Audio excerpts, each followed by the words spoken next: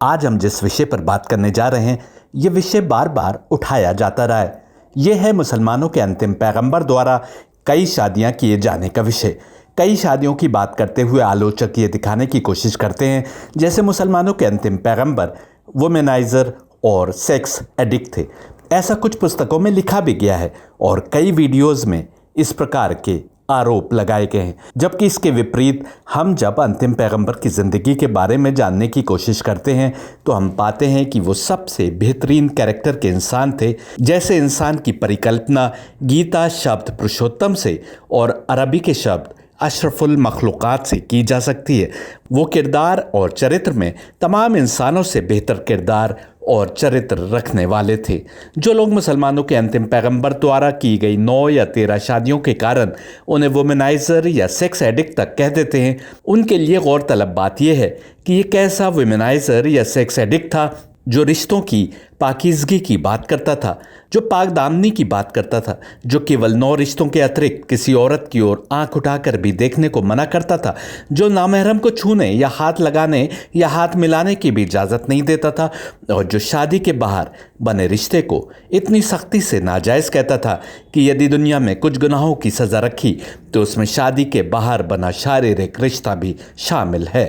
आरोप लगाने वाले अकबर से लेकर महाराजा रंजीत सिंह पर, बाइजेंटीन शहंशाहों से लेकर उस्मानी खलीफाओं पर आरोप नहीं लगाते जिन्होंने ताकत के नशे में सैकड़ों औरतों को अपने हरम में रखा।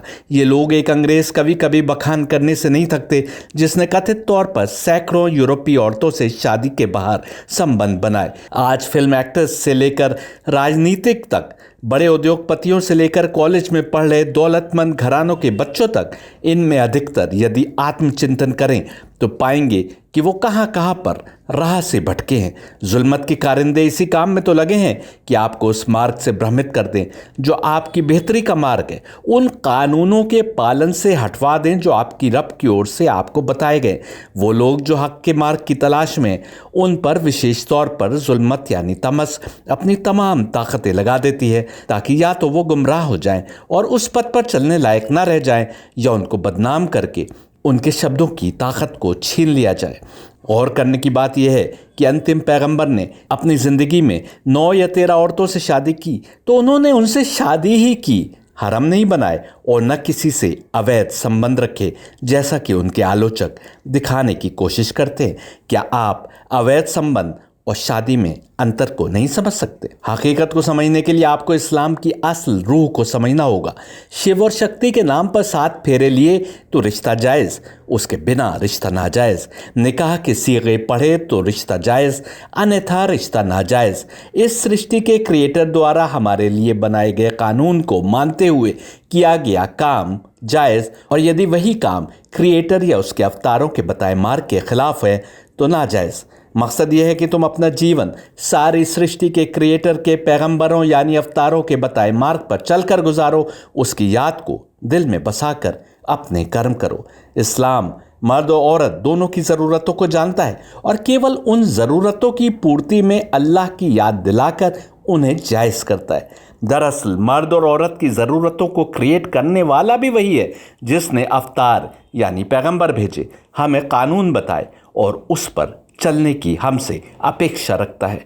यही तो शादी का भी कॉन्सेप्ट है। जो रिश्ता अन्यथा अवैध है वो अल्लाह की याद के साथ बनता है तो शादी कहलाती है। दूसरा ये कि इस्लाम ये नहीं चाहता कि कोई अवैध ढंग से अपनी वासना की पूर्ति करे और यदि बच्चा पेट में आ जाए तो उसका कत्ल करे, बल्कि इस्लाम उस बच्चे को भी बाप का नाम देना चाहता है और इसलिए शादी पर जोर देता है। यदि बच्चा नहीं चाहते तो एहतियात करो, यदि बच्चा ठहर जाए तो तुम उसको मारने का पाप नहीं कर सकते, क्योंकि इस्लाम की नज़र में एक बेगुनाह को मारना तमाम इंसानियत का कत्ल करने के बराबर है। इस्लाम की यही शिक्षा है कि आज के ज़माने में जहां गर्भ में बच्चे का सेक्स पता करने पर पाबंदी लगाई जा रही है कि कहीं तुम उसको बच्ची जानते हुए गर्भ में ही मारने की कोशिश ना करो, और भारत के भी कुछ प्रदेशों में इसी कारण लड़कों का अनुपात बढ़ गया है।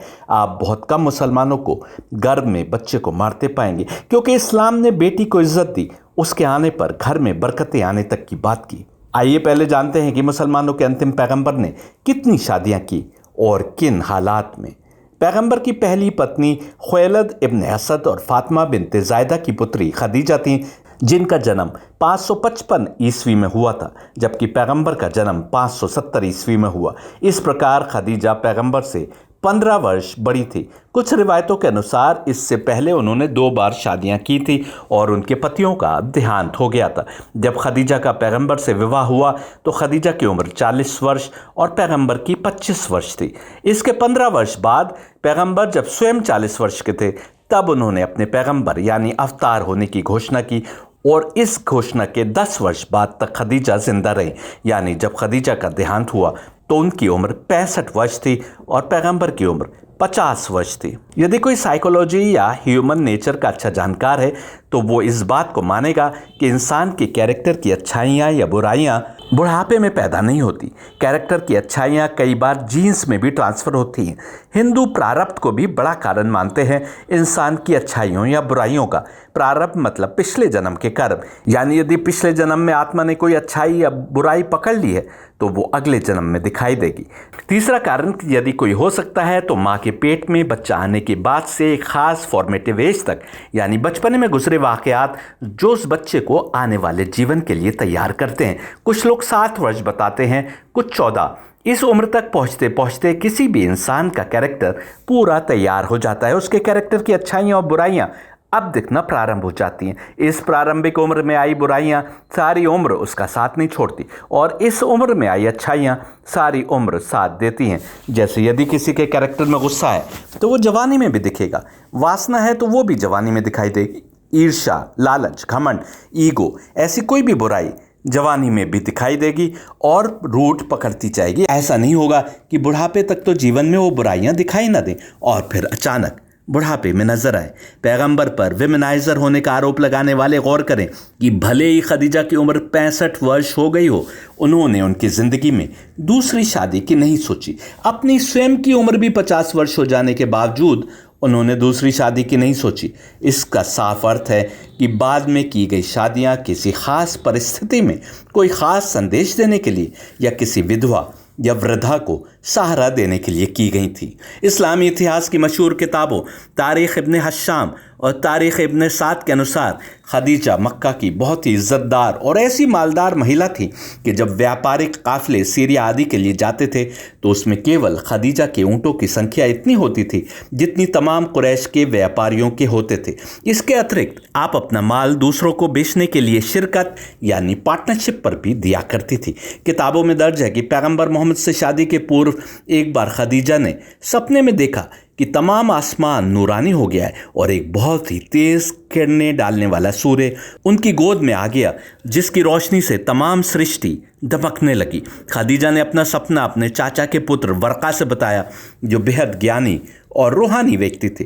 वर्का ने बताया कि तुमको मुबारक हो, क्योंकि तुमको शीघ्र ही आखिरी रसूल यानी अवतार की पत्नी होने का दर्जा मिलेगा, जिसके सामने आने का समय करीब आ रहा है। यहाँ बताना आवश्यक है कि ये वो समय था जब अनेक भविष्यवाणियाँ लोगों में घूम रही थीं कि अंतिम मसीहा के आने का समय हो गया है। यहूदियों, ईसाइयों और दूसरे धर्म के मानने वालों में भविष्यवाणियाँ आम थी। कुरान भी इसकी गवाही देते हुए कह रहा है कि ये भविष्यवाणी पहले की तमाम किताबों में दे दी गई थी। सलमान फारसी के लिए मशहूर है कि उन्होंने ईसाइयों की किताबों में पढ़ा कि अंतिम पैगंबर यानी अवतार के आने का समय करीब है, और जब उन्होंने सुना कि मक्का में किसी व्यक्ति ने अपने अंतिम पैगंबर होने का दावा किया है तो उस खोज में मक्का का सफ़र किया। नौजवानी की उम्र में पैगंबर की ईमानदारी की खबर खदीजा को भी थी, हालांकि उस समय तक कोई उन्हें पैगंबर के रूप में नहीं जानता था। खदीजा को ऐसे व्यक्ति की आवश्यकता थी जो ईमानदारी के साथ उनका माल ले जाए और उनके व्यापार में अधिक से अधिक लाभ दे। उन्होंने पैगंबर को उनके काफिले की अगुवाई करने का न्योता दिया, जिनकी उम्र उस समय 25 वर्ष नहीं थी, अभी 15 वर्ष से अधिक बाकी थे जब इस नौजवान ने अपने रसूल यानी पैगंबर यानी अवतार होने का दावा किया। ऐसे समय में उन्होंने खदीजा के व्यापारिक काफिले को लेकर बसरा का सफ़र किया। रास्ते में नस्तूरी राहिब का वाकया पेश आया। पैगंबर एक सूखे पेड़ के नीचे ठहरे तो लोगों ने देखा कि चंद लम्हे में वो सूखा पेड़ हरा भरा हो गया। ये देखकर नस्तूरी राहिब पुरानी खुदाई किताबें ले आया जिनमें आने वाले अवतार का हुलिया बयान किया गया था। वो अपनी किताब को पढ़ता जाता था और पैगंबर के हुलिये से मिलाता जाता था और कहता जाता था कि ईसा पर इंजील पुस्तक भेजने वाले खुदा की कसम, ये वही है जिनकी भविष्यवाणी ईसा दे गए हैं और कोई शक नहीं है कि यही अंतिम ज़माने के रसूल हैं जिनकी खबर हमारी किताबों में दी गई है। काश कि मैं वो समय देख पाता जब ये अपने पैगंबर यानी अवतार होने की घोषणा करेंगे और मैं भी उनके दुश्मनों से युद्ध लड़ सकूंगा। याद रखें, भविष्यवाणियां थी कि जब हक का पैगंबर आएगा तो शैतानी ताकतें उसकी दुश्मनी पर उतर आएंगी। भविष्यवाणियों में इन दुश्मनों के साथ युद्ध करना भी था। गीता भी अवतार के लिए यही निशानी बता रही है। गीता कहती है कि जब जब अधर्म फैल जाता है और लोग धर्म के मार्ग से विचलित हो जाते हैं, तब तब धर्म को पुनः स्थापित करने के लिए और अधर्मियों का नाश करने के लिए परमात्मा का अवतार इंसानों के बीच आता है। गौर कीजिए कि क्या ऐसे ही कुछ पैगंबर ने नहीं किया जब सारी दुनिया अंधेरे में घिरी थी। 6वीं शताब्दी ईस्वी में तमाम दुनिया का जायजा ले लीजिए। उस समय के भारत को देख लीजिए, यूरोप और अरब को देख लीजिए, सिवाय अधर्म के आपको कुछ भी नहीं नजर आएगा। ऐसे में मुसलमानों के अंतिम पैगंबर एक बार फिर धर्म के पच्चनों को मजबूत करते नजर आते हैं। न केवल सृष्टि के एक क्रिएटर की पूजा और वंदना की ओर इंसान को वापस ले जाते नजर आते हैं, बल्कि अपने कैरेक्टर को बेहतर करने और अच्छे कर्मों की महत्ता पर जोर देते दिखाई देते हैं और समाज में फैली बुराइयों को दूर करने की कोशिश करते नजर आते हैं। पैगंबर मोहम्मद की अगुवाई में खदीजा का व्यापारिक काफिला जब वापस पलट रहा था और मक्का के करीब था तो वो दोपहर का समय था। खदीजा को जब ये पता चला कि उनका काफिला वापस आ रहा है तो वो छत पर गईं। उन्होंने देखा कि पैगंबर इस हाल में वापस आ रहे हैं कि उनके चेहरे से एक नूर रोशन है और उनके सिर पर 2 पंछी इस तरह अपने परों से साया किए हुए हैं कि धूप उन पर नहीं पड़ने पाती। वापस आने पर उनके गुलाम मैसरा और उनके रिश्तेदार खजीमा ने सफ़र के हालात और मार्ग में जो अजीब व गरीब बातें देखी थीं वो बताईं तो खदीजा को यकीन हो गया कि यही वो व्यक्ति है जो अंतिम ज़माने का रसूल यानी अवतार यानी पैगंबर होगा। इसके बाद ही खदीजा की अंतिम पैगंबर से शादी संपन्न हुई। साफ है कि इस शादी के पीछे अंतिम पैगंबर का वो बेहतरीन कैरेक्टर था जिससे खदीजा जैसी बिजनेस वुमेन, जिससे अरब का हर मर्द शादी करने को राजी हो जाता, उन्होंने अंतिम पैगंबर से शादी करने का विचार किया। 40 वर्ष की आयु में जब पैगंबर ने अंतिम पैगंबर यानी अवतार होने की घोषणा की, जिसके फलस्वरूप तमाम मक्का उनका दुश्मन हो गया और जिंदगी में मुसीबतें आना प्रारंभ हुई, तो भी इन दोनों की जिंदगी में सब्र और सुकून ऐसा था जैसे वो एक दूसरे को देखकर जीते थे। यही सुकून किसी शादी को संपन्न बनाता है और ये ना मिलने पर ही कोई मर्द किसी दूसरे की ओर आकर्षित होता है। खदीजा अंतिम पैगंबर के मिशन से इतना जुड़ी थी कि जब उन्होंने महसूस किया कि पैगंबर को इस्लाम की शिक्षा फैलाने के लिए माल और दौलत की आवश्यकता है तो उन्होंने अपने तमाम माल और दौलत खुशी खुशी अपने पति यानी अंतिम पैगंबर को भेंट कर दिया कि जैसे चाहें खर्च करें। यहाँ तक कि 10 वर्ष के भीतर वे दिन भी आए जब अरब की सबसे रईस खातून के परिवार को कई कई दिन भूखे रहना पड़ा और पेड़ों की छाल खाकर या पेट पर पत्थर बांधकर गुजारा करना पड़ा। यदि पैगंबर का कैरेक्टर दुनिया की बेहतरी लेने वाला होता तो उस अथाह दौलत से खूब ऐश करते और बाकी कोई चिंता ना करते। निज़ामुद्दीन हसन इब्न मोहम्मद निशापुरी ने अपनी किताब तफसीर निशापुरी में और फ़खरुद्दीन राजी ने अपनी किताब तफसीर कबीर में लिखा है कि एक रोज़ पैगंबर खदीजा के पास गमगीन हालत में आए। खदीजा ने पूछा कि आप क्यों गमगीन हैं, तो उन्होंने बताया कि हर रोज़ सूखा पड़ा है और लोगों की परेशानी मुझसे नहीं देखी जाती। ये सुनते ही खदीजा ने तमाम कुरैश को जमा किया जिसमें अबू बकर भी थे। उन्होंने ये रिवायत बताई।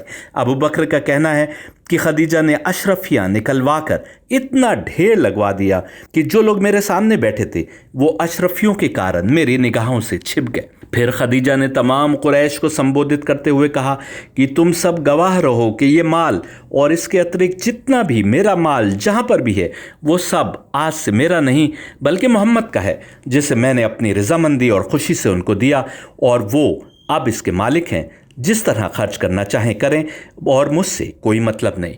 यही बात करते हुए कुरान ने कहा कि ए रसूल, हमने तुमको मुफलिस और मोहताज पाया। तो गनी बना दिया। देखिए 93:6, did he not find you as an orphan then shelter you. और 93:7, did he not find you unguided then guide you. और 93:8, and he did not find you needy then satisfy your needs. माल तो Khadija का था, लेकिन खुदा कह रहा है कि हमने तुमको मालदार बना दिया। यदि कोई खुदा की राह में कुछ कर्म करता है तो खुदा उसको अपना कर्म तक मान लेता है। इससे एक और बात भी साफ पता चलती है, वो ये कि उनकी ज़िंदगी में खदीजा का आना, इसमें भी कहीं ना कहीं खुदा की मंशा शामिल थी। ऐसे हालात बने कि दोनों की शादी हुई। सही तिरमिजी के अनुसार पैगंबर की पत्नी आयशा कहती थी कि मैंने किसी औरत पर इतना रश्क नहीं किया, यानी ईर्ष्या नहीं की, जितना खदीजा से की। हालांकि आयशा से पैगंबर ने शादी की तो खदीजा के देहांत के कुछ वर्ष बीत चुके थे। आयशा कहती हैं कि मैंने पैगंबर से कई मर्तबा कहा कि आप तो खदीजा को कुछ इतना समझते हैं कि जिससे पता चलता है कि दुनिया में खदीजा के सिवा आपकी और कोई औरत ही नहीं है। इन हदीसों से पता चलता है कि खदीजा के मरने के बाद भी और ज़िंदगी में दूसरी पत्नियां आने के बाद भी खदीजा की याद भुलाए नहीं भूलती थी। सही मुस्लिम और सही बुखारी में आयशा से इसी तर्ज की एक रिवायत दर्ज है, जिसके अनुसार पैगंबर हर लम्हे खदीजा को याद किया करते थे और कहते थे कि मैं क्या करूं, इसलिए कि खुदा ने खदीजा की मोहब्बत मेरे दिल में भर दी है। ये इस बात की दलील है कि पैगंबर को जो खुशी और सुकून खदीजा के साथ बिताए वर्षों में मिला, वो बाद में नहीं मिला। ये इस बात की भी दलील है कि बाद में की गई शादियां विभिन्न कारणों से की गईं। इन पत्नियों में कई आम सोच की औरतें थीं और ऐसा प्रतीत होता है कि कुछ पैगंबर को खुदा द्वारा दिए गए मकाम की भी पूरी समझ नहीं रखती थीं। शायद ये भी नहीं कि उनके पति खुदा की ओर से रसूल यानी अवतार है। इतिहास की किताबों में मौजूद इनकी बातें बताती हैं कि इनमें आम औरतों के समान एक दूसरे से ईर्ष्या आदि की भावना भी मौजूद थी। यहाँ तक कि पैगंबर दूसरे के पास ना जाएं और अपने ही पास आएं, इस कोशिश में भी लगी रहती थी। मोहम्मद हुसैन हैकल और अबुल कलाम आज़ाद ने अपनी किताबों में एक हदीस बयान की है, जिसके अनुसार एक दिन अबू बकर और उमर ने पैगंबर से मिलने की इच्छा जाहिर की। जब वे उनके सामने पहुंचे तो उन्होंने देखा कि पैगंबर खामोश बैठे हैं और उनके इर्द गिर्द उनकी कुछ पत्नियां बैठी हैं जो अपने पति से अधिक रकम की मांग कर रही थीं, क्योंकि वो गरीबी में नहीं रह सकती। इस पर अबू बकर और उमर दोनों ने कहा कि यदि मेरी पुत्री ने आपसे कभी भी अधिक रकम की ख्वाहिश की तो मैं उसके बाल पकड़कर उसे सज़ा दूंगा। अबू बकर और उमर दोनों ने खड़े होकर अपनी अपनी बेटी यानी आयशा और हफ्सा के बाल पकड़कर खींचे और उन्हें तंबीह की कि वह अल्लाह के रसूल से वे सब ना मांगे जो वो नहीं दे सकते। इस वाक़े के बाद ही कुरान की ये आयत अवतरित हुई, 33वें सूरे की 28वीं और 29वीं आयत। O prophet, say to thy consorts, if it be that ye desire the life of this world and its glitter, then come, I'll provide for your enjoyment. I will provide for your enjoyment and set you free in a handsome manner. But if ye seek Allah and His apostle and the home of hereafter, verily Allah has prepared for the well-doers amongst you a great reward. यहाँ पर गौर करने की बात यह है कि ये उस समय का वाक़या है जब पैगंबर की आयशा और हफ्सा से शादी हो चुकी थी। यानी साफ है कि मदीना के अंतिम कुछ वर्षों का वाक़या है जब अरब के बड़े हिस्से में लोग इस्लाम कबूल कर चुके थे और कई युद्धों में मुसलमानों को फतेह मिल चुकी थी। रिवायतों के अनुसार खंदक के युद्ध में विजय के बाद तो इतना माल हाथ लगा था कि सोने को काटने के लिए कुल्हाड़ी प्रयोग करना पड़ी थी। लेकिन ये हदीस और उसके बाद आई कुरान की आयत बताती है कि पैगंबर सादा ज़िंदगी गुजारते थे। उनके घर में दौलत की तंगी रहती थी और उनके कर्म अल्लाह की खुशी के लिए और अगली ज़िंदगी बेहतर बनाने के लिए थे, ना कि दुनिया की रंगरेलियों में गिरफ्तार होने के लिए। इस विवरण से साफ है कि अंतिम दिनों में भी पैगंबर ऐसी सादा ज़िंदगी गुजार रहे थे कि उनकी पत्नियों को उस खर्चे में ज़िंदगी बसर करने में कठिनाई हो रही थी। यह हदीस भी पैगंबर के कैरेक्टर को दर्शाती है। जो व्यक्ति दुनियावी मोह में गिरफ्तार है वो हर प्रकार से बेहतरीन जिंदगी जीने का ख्वाहिशमंद रहता है। यदि वो वासना का भूखा है और इसलिए शादी कर रहा है तो उन पत्नियों के लिए जिंदगी की बेहतरीन सहूलियतें मुहैया करने की कोशिश करेगा। लेकिन कुरान की आयत पैगंबर की नीयत को दर्शाती है।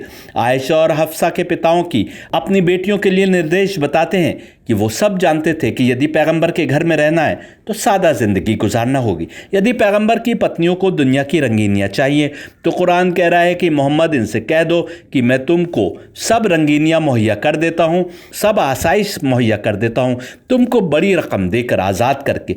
यानी यदि पैगंबर के साथ रहना है तो ऐसे ही सादा ज़िंदगी गुजारना होगी। कुरान की आयत यह भी साबित कर रही है कि दौलत की कमी नहीं थी, लेकिन पैगंबर उस माल और दौलत को अपने ऊपर खर्च नहीं करना चाहते थे। कुरान की आयत ये भी बता रही है कि यदि तुम अल्लाह और उसके नबी से करीब होने की ख्वाहिश रखते हो और अगली दुनिया यानी स्वर्ग की तमन्ना रखते हो तो अल्लाह ने अच्छे कर्म करने वालों के लिए बड़ा इनाम रख रखा है। साफ है, पत्नियां भी थीं तो किसी मकसद के कारण और अल्लाह की मर्जी के तहत, और उनसे भी अच्छे कर्मों की अपेक्षा थी। किताबों में यह भी दर्ज है कि पैगंबर रात के अंधेरे में कब्रिस्तान चले जाया करते थे, जहां वो इबादत करते और मुर्दा लोगों के हक में दुआ करते थे। एक बार उनकी एक पत्नी ने उनका पीछा किया, केवल ये जानने के लिए कि वो कहीं और तो नहीं जा रहे, और पाया कि उनकी मंजिल कब्रिस्तान थी। साफ है कि उनकी पत्नी के दिल में भी शक था कि वो कहाँ जाते हैं, लेकिन उनकी इबादत, उनकी अपने रब के आगे सुपुर्दगी और उनकी पूजा अर्चना ऐसी थी कि पत्नियों को घर में छोड़ वीराने में और कब्रिस्तानों में चले जाया करते थे। यह हदीस स्वयं उनकी पत्नी आयशा से आई है। जो लोग पैगंबर मोहम्मद को वेमेनाइजर और सेक्स एडिक्ट कहते हैं वो बताएं कि क्या इस आचरण का कोई व्यक्ति 25 वर्ष की उम्र में अपने से 15 वर्ष बड़ी महिला से विवाह करेगा और उस विवाह को अगले 25 वर्ष तक निभाएगा जब पत्नी की आयु 65 वर्ष हो चुकी हो। यदि कोई वेमेनाइजर और सेक्स एडिक्ट है तो ये बीमारी उसके आचरण में पहले दिन से दिखाई देती है।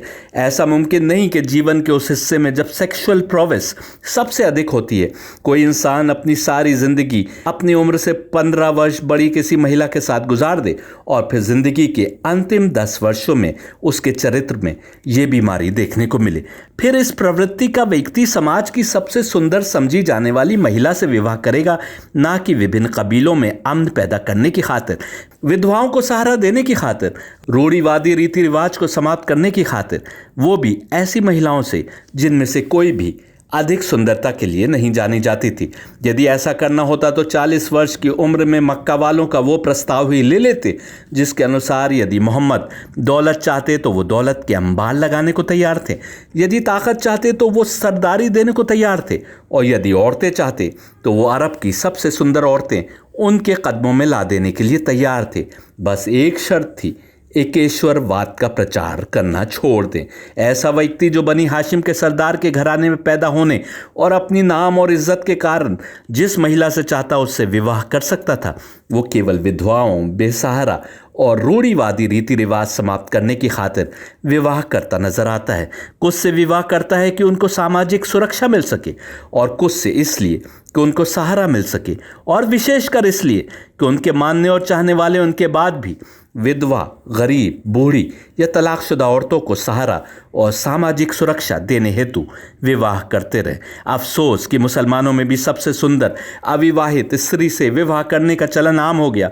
इस्लाम ने वर्जिन और गैर वर्जिन की कोई बात नहीं की, बल्कि उससे शादी करने को कहा कि जो आचरण में सबसे बेहतरीन है, जो तुम्हारी अगली नस्ल को सबसे अधिक तरबियत दे सके।